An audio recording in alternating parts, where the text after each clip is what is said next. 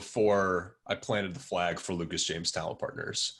I mean, your community building, your networking within the Chicago business community, let's call it, or at least the tech scene, dates way back when. Maybe talk a little bit about your philosophy around, giving back to the community, helping people out, probably early on taking every meeting, coffee. Yeah, for sure. This could be like I've given this talk on this topic alone, and it can go a good 90 minutes, but I'll try to condense it to like 2. So I don't necessarily know that I have a philosophy on networking, but what I would say is I've always made it a priority, and I've always taken the approach where above all else, I want to find ways in which I could truly and genuinely add value for other people. And that has always been my motivation.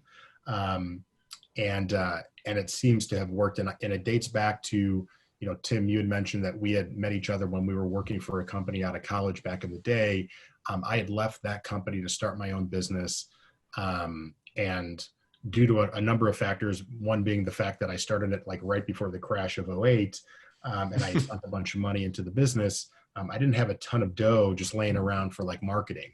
Right. So I had decided, okay, in order for me to go out and get clients right now, I'm going to have to start to meet people and get referrals. And that was really the start of learning how to quote unquote network and build relationships. But, it's an art that you have to learn, and you have to get your own feel and you have to get your own philosophy.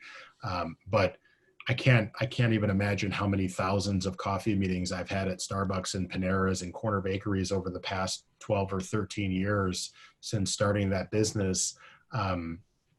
And you meet more people and you learn about how to help people. And then you're in a position where you can make introductions and you could be more valuable to them. And then the next person that you meet, you could be more valuable to versus the person from before. And it's just a process. And I've talked to a lot of like young salespeople fresh out of college that want to do that. And I just tell them 2 things. I say, block time in your calendar, make it a priority. Don't just think networking is something that you're going to do when you have time. You have to make it, a legitimate personal development, professional development focus, where you actually block off a couple of hours every week to dedicate to it.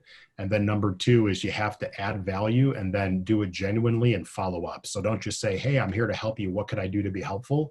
And then somebody says, well, now that you mention it, I could really use some help with X, Y, Z. And then you ghost them because that happens all the time and you're not helping anybody. So making offers, following through, and really just going above and beyond for other people. It's those are the foundations that I think really help.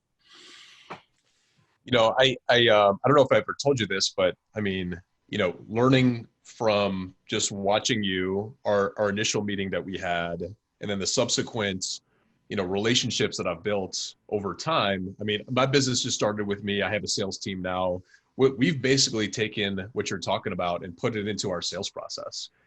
We don't do any cold calling, we don't do any cold emailing. Our 100% of our strategy is building goodwill with the community that we want to impact. Give first, give. And then, as you get thought of top of mind.